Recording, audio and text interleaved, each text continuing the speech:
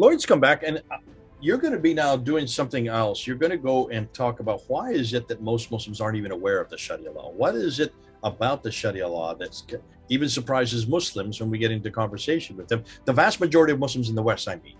And that has been your experience. It's certainly been my experience.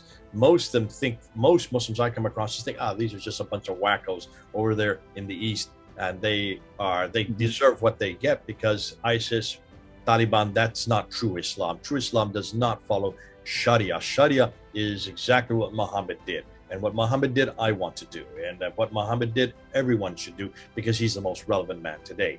Help us with this, Lloyd. What do you say on this? And where do you think, and what is it the reason why so many Muslims aren't even aware of what Sharia is? Many westernized Muslims may not be, but certainly Muslims in the Orient. If you speak with Adam Seeker, for instance, a converted Pakistani Muslim, a good Christian, he'll tell you that all of this stuff is very, very familiar to Muslims in the East. That said, many Western Muslims probably know more about this because this is, shall we say, this is knowledge which is part of the culture. It's cultural knowledge. So I would assume at least at some level they have a clear understanding of it. They have the understanding of the gist of it, even if not the specifics. Another item that I must raise is that it is illegal for Muslims to talk about the Sharia. They are not allowed to. It is effectively treason for them to reveal it. Therefore, this makes the Sharia a secret. They cannot reveal it because it will reveal too much about Islam. Also, the Sharia has the possibility that when revealed, it will embarrass Islam, and this is also illegal, and that is a crime in Islam. To embarrass Islam, to embarrass Muhammad, to embarrass Allah. So there are multiple reasons working against them revealing this.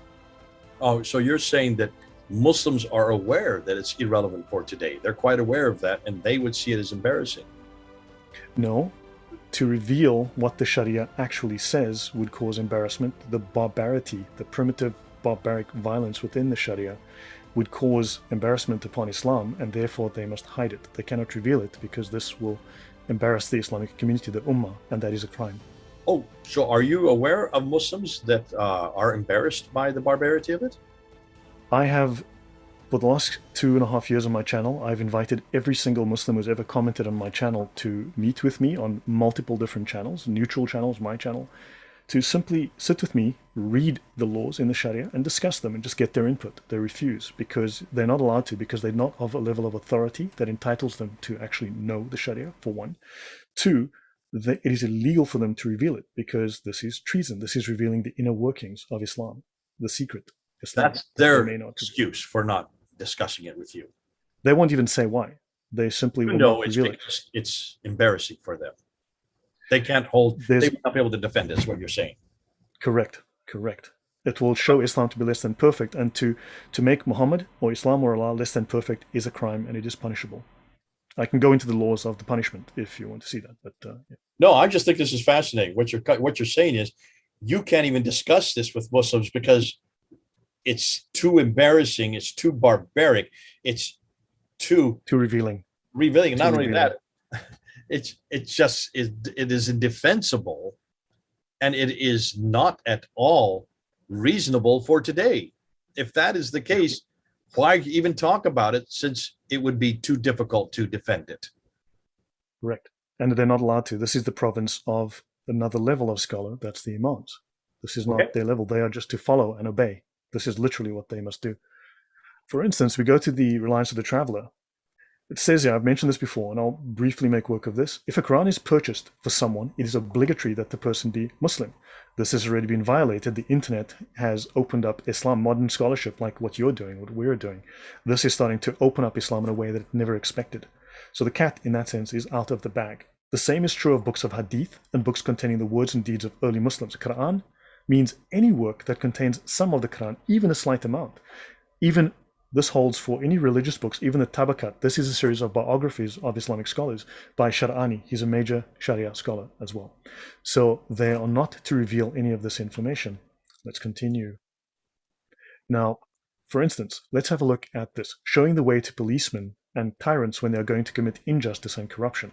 Again, I've mentioned the Bataclan in the past, when for 3 months in Molenbeek, these criminals who perpetrated the Bataclan massacre were hiding in Molenbeek. They were not informed right? The police were not informed of the presence of these people, because that would be to commit injustice, because what these people did in Islamic law is not a crime. It is perfectly legal.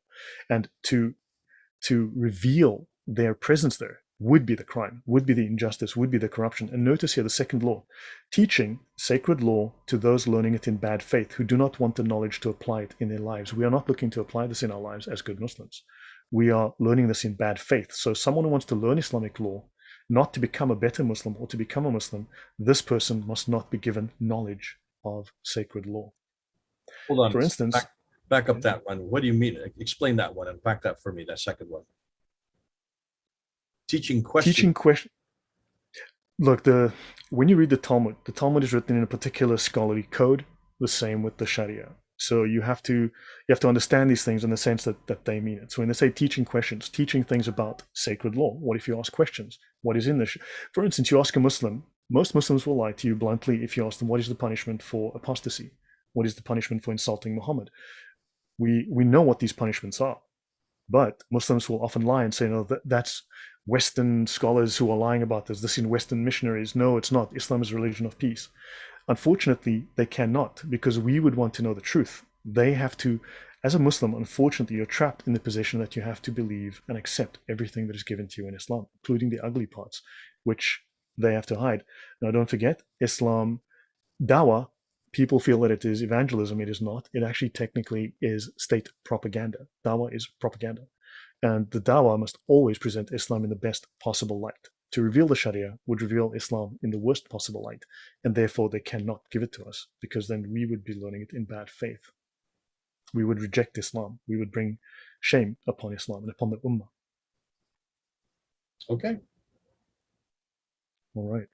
Right. So during this series, what I'm going to be doing is I want to demystify by clarifying a number of things. What is the Sharia in relation to Qur'an and Sunnah?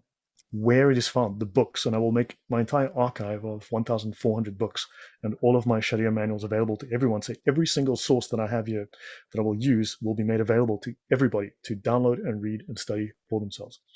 We want to talk about terminology and rulings, what its role is in the life of the Muslim, what are its doctrines. We will move from verses and hadiths to actual doctrine, and from those doctrines, deep doctrines, what does this mean in the life of Muslim? How did the scholars unpack all this and define its meaning and application in general to the specific, to the laws? We want to talk about misconceptions, and we will briefly discuss just the divisions and levels and authority structure within Islam. There is no authority structure. We also want to examine, from a historical perspective, the development. So how, when, where, and why the Sharia was created. Who did this, right? Who were the scholars involved? We want to trace its historical and political development. We also want to compare it to the Talmud Bavli, or the Babylonian Talmud, because it has taken a great deal, it has plagiarized a great deal from many sources, including especially the Babylonian Talmud. It has plagiarized it and also corrupted it. And we want to discuss its importance as the final product and the end goal of Islam, which must be imposed by persuasion or force. Some of the major sources that I'm using is Islamic and Talmudic Jurisprudence, the Four Roots of Islamic Law, and their Talmudic counterpart, Judith Wegner. The links I will make available. I'll put them in a comment, and if you could drop them in the description, Jay. Then, was Shafi the master architect of Islamic jurisprudence? The answer is yes. And then the Reliance of the Traveler. This, amongst many other sources. I will utilize the Brill Encyclopedia of Islam, all 13 volumes. I'll make those available to you. This is a $40,000 set of encyclopedias. It is huge. It is extensive. It is detailed. The Brill Encyclopedia of the Quran. This is over nearly 4,000 pages, 6 volumes. The Digest of Muhammadan Law, amongst others. The Ihya Ulum al-Din, the revival of the religious sciences, written by the man regarded as the single top scholar in Islam after Muhammad himself. And this book is said to be the one book that can replace the Quran if the Quran ever disappears. That Islam will be satisfied by utilizing the knowledge in this book, and we will utilize numerous other legal and academic sources. Any comment before I continue, Jay? Yeah, I think what you're saying now, when you say you'll make them available, what do you mean by that? I will provide links to, I have an archive, a 15 gigabyte archive of about 1,400 books. Every single thing that I use, I will make available so that every source that I refer to, people will be able to download that source and read the information for themselves. I share all my sources. Folks, what he means then, if you look at the bottom of, just look down for the description box here. We will put those links in the description box at the bottom of this video here. Those links you can use, feel free to do so. Because these are all online. That's the beauty of the internet. We have everything online today. So let's look at Quran 42:13. He has laid down for you the same deen. Now, they say way of life and belief. Really, a deen is a political system. In fact, Islam describes itself as a deen. We think religion, Islam says deen, which is a political and legal system. Like you have fascism, you have Nazism, you have these totalitarian systems, communism. Deen falls in that same camp as an ism. And this is how Islam defines itself, and we will define it very shortly. So he has laid down for you the same deen which he had commended to Noah, and which we have enjoined on you, and which we have bequeathed to Abraham, Moses, and Jesus, who are all Muslims, so that they should establish the religion and not be divided amongst themselves. So there must be no division. Therefore, the four schools of fiqh are all equal. They're all the same. There might be differences, but those differences do not cause any conflict. They're all perfect. It is obligatory to act according to the Sharia of the Prophet and to abstain from that which was abrogated from the Sharia of Jesus. So you have a political, legal, religious system. It's something that we do not have in the West. This is a complete mishmash of religion, law, and politics. Al-Shariah, again, an important scholar, we mentioned him earlier. They believe that Jesus brought a Sharia, a legal system. They believe Christianity to be a religion of law, which it is not, whereas Islam is a religion of law. Caveat. There are some severe limitations imposed by the scarcity of early Islamic legal material, and I believe this is deliberate, and the complete lack of pre-Islamic Arabian legal texts. We do know they've taken a great deal from the Jewish Talmud, Jewish law, and they've also taken a great deal from Greek philosophical and legal and political writings, especially from the Neoplatonists, and we will cover that as we go. I will show you those connections directly. They're very easy to spot.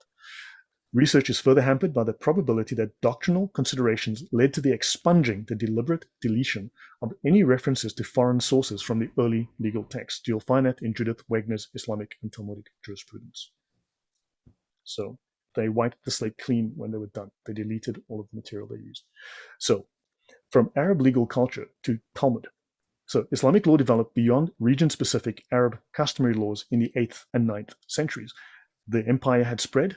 They were coming across cultures which were in many ways different from each other, and they had to create some kind of consensus, some kind of similarity because of the friction and the confusion that was being caused, different practices in different areas.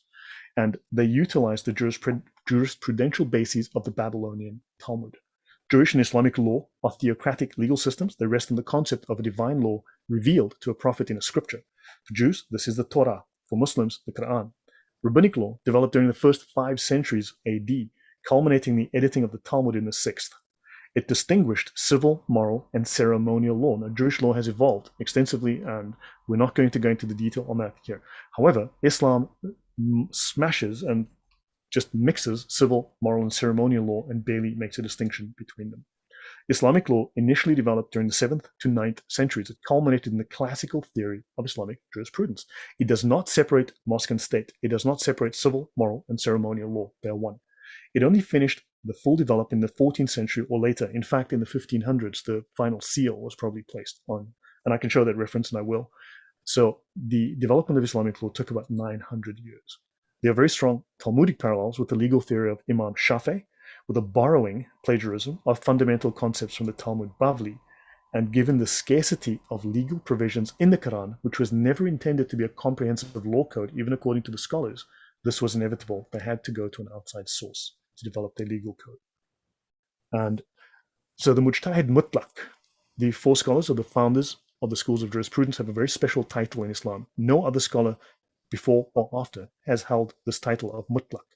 So Mujtahid Mutlaq Shafi, he says, the Quran texts are couched in very general terms, which it is the function of the Sunnah to expand and elucidate, to make Allah's meaning absolutely clear. And once the Sunnah then expanded on the Quran, and Shafi is the scholar that made the Sunnah not only important, but made it a critical legal foundation. So he's the guy that said, hey, these hadiths, these are important. Before that, they were not. They had barely any relevance. They were simply stories that Muslims told. But he said, no, these are critical. And of course, this led to an entire, shall we say, industry of hadith. So this is fascinating, what you're coming up with and what you're actually giving us. This idea, and the reason why Muslims aren't aware of Sharia law in the West. Most of those who are listening would look at Lloyd and say, Lloyd, you don't know what you're talking about. I've never heard of this. This doesn't make any sense to me. This is not the Islam I know. This is not the Islam I've grown up with. And that makes sense. It could very well be when a Muslim says that he doesn't really mean what he is saying, because what you're saying is that they're not permitted to give us Sharia law. They're not to let us know about it. It is to be a secret because this is something only other Muslims are to know about or hear about. Your take on that and my take on it, and I guess most people listening, is there's a reason it's to remain secret, because it's so barbaric. It just is not relevant for today, not in the 21st century, not here or anywhere at this time. We see it as barbaric, and that's why we were aghast and shocked when ISIS came to the fore and we saw what they were doing on a daily basis on our television screens. That horrified us, rightly so. And everybody here in the West was saying, this is not true Islam. This has nothing to do with Islam. I remember in Britain when I was there at that time in 2014, it became illegal in Britain to put in a sentence on any newspaper, no journalist could write Islamic terrorism, because Muslims are not terrorists. There's no such thing. It did not exist. It was illegal to put those two words together in the same sentence. This was almost an overreaction by the West to say, no, this does not exist. This is not true Islam. This is an aberration. Horrified to suggest that maybe our next door neighbor, who is a Muslim, who is a greengrocer, and he's a nicest fellow. And I kept on hearing this from all my friends who, whenever I brought up the idea that there is such a thing as radical Islam and what you're seeing down in your television, that tells you they have successfully imposed Islamic law. They've imposed the law. See, what you're saying, under Islamic law, to say the word Islamic terrorism or to talk about ISIS as Muslims is slander, right? It's also talebearing. It falls under more than two legal categories, slander and talebearing. Now, in Western law, if I lie about someone and cause them damage, that is slander. If I tell a lie, if I say, for instance, this guy's having an affair and he robbed his boss, he stole $1 million, and you lose your job and your wife leaves you because you have lied about them, that is slander, because they can prove that you have lied about them. In Islam, if someone has stolen $1 million and they are sleeping with the boss's wife, and I reveal this, that is slander. In Islamic law, to tell the truth that is unpleasant for someone is defined legally as slander. I can go to the law, I can show you. So to embarrass Islam is slander. Okay. And ironically, the embarrassment is not because Islam says it. The embarrassment is because when it's compared to what we know as Western law, it is so barbaric. That's the embarrassment. Here's the irony that I see glaring in even that comeback. This is fascinating. Now, there's going to be some comment that people are going to react to this. Listen, folks, you've got the comment box. Lloyd has said that he'll come and he'll look at and he'll respond to it. You've already seen his name on many of the comments. He's going to continue to do that.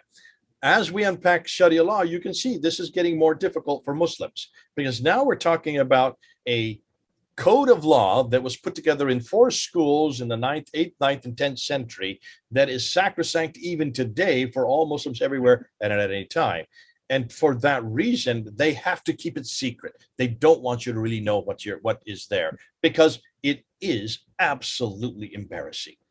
Islamic dogma, Islamic doctrine teaches that Islam is perfect. And to reveal it in a way that is less than perfect is a crime. It is effectively the same crime as apostasy. It is the same crime as blasphemy. It is treason under Islamic law. And I can show the law at another time. I can actually go into it, but to show Islam in a way that it is less than perfect, to reveal Muhammad in a way that is less than absolutely perfect, incurs the death penalty. It is very explicit. And I will go into this at another time. But you see, we are revealing Islam in a way that is less than perfect. Therefore, they must apply Sharia.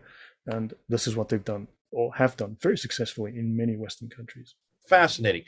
I'm so glad we don't have this problem. Thank God for Jesus Christ, and thank God for the gospel of Jesus Christ, and thank God for the model of Jesus Christ. He is as relevant today as any day, and we do not couch it or have any secrecy about him. Follow him, see what he did, say what he said, and you're going to live a perfect life. God bless you. Thanks so much, Lloyd. This has been fun. We'll unpack more of Sharia law and its improprieties and the inextricable difficulties for Muslim in not only speaking about it as we're seeing, or even trying to unpack it as we're seeing, to let alone try to live it out.